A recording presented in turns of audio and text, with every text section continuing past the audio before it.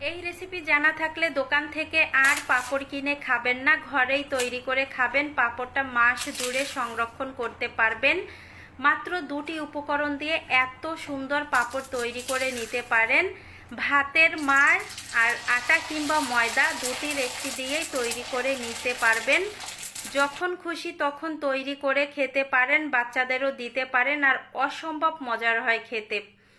প্রথমে লাগবে ভাতের মাড়। এই যে ভাতের মাড় কিংবা ফ্যান যেটাই বলেন না কেন, ভাতের মাড় নিয়েছি। আর এখনে লাগবে ময়দা, 1 কাপ ময়দা দিয়ে এই পাঁপড়গুলো তৈরি করব। চাইলে আপনারা আটা দিয়েও তৈরি করতে পারেন, তবে ভালো রেজাল্ট পাবেন ময়দায়।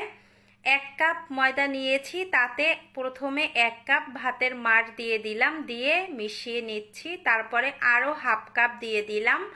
অল্প করে দিচ্ছি যেন একেবারে পাতলা না হয়ে যায়। অল্প অল্প দিয়ে ভালোভাবে ফেটিয়ে নিতে হবে।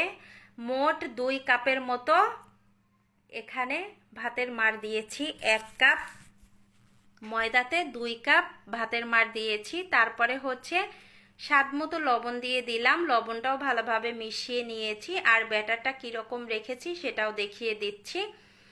এবার হচ্ছে যে পাত্রে পাঁপড়গুলো তৈরি করব সেই পাত্রে অবশ্যই তেল ব্রাশ করে নিতে হবে। এই তো তেল ব্রাশ করে নেওয়া হয়ে গেছে। এখনে অল্প ব্যাটার দিয়ে ভালোভাবে সেট করে নিতে হবে। এই তো হাত দিয়ে এখনে সমান করে নিতে হবে।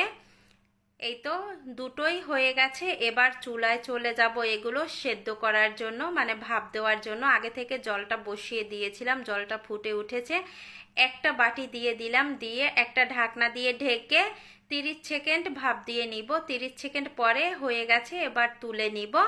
বাকি যেটা আছে সেটাও দিয়ে দিলাম, দিয়ে আবারও 30 সেকেন্ড রেখে নামিয়ে নিব।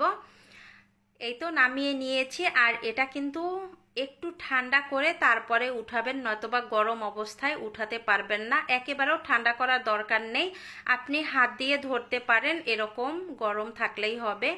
চারোপাশটা একটা ছুরির সাহায্যে ছাড়িয়ে নিলাম, তারপরে হাত দিয়ে টান দিলেই খুব সুন্দরভাবে উঠে যাবে। এই তো উঠিয়ে নিয়েছি। এখনে বাকিটাও সেমভাবে উঠিয়ে নিব। এই দেখেন খুব সুন্দরভাবে উঠে যাবে। সবগুলো পাঁপড় সেমভাবেই তৈরি করে নিব। এই তো সবগুলো তৈরি করা হয়ে গেছে। এবার এগুলো রোদ্রে শুকিয়ে নিতে হবে ভালোভাবে। 2 দিন শুকিয়ে নিয়েছি। রোদের পরিমাণটা তেমন ভালো ছিল না, নয়তো এক রোদেই কিন্তু হয়ে যাবে। আর পাঁপড়গুলো কতটা পাতলা দেখেন, একেবারে কাগজের মতো, আয়নার মতো স্বচ্ছ।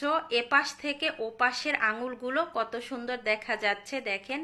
যে পাঁপড়টাই ধরবো না কেন সেই পাঁপড়টাই এই পাশ থেকে ওই পাশের আঙুলগুলো দেখা যাবে।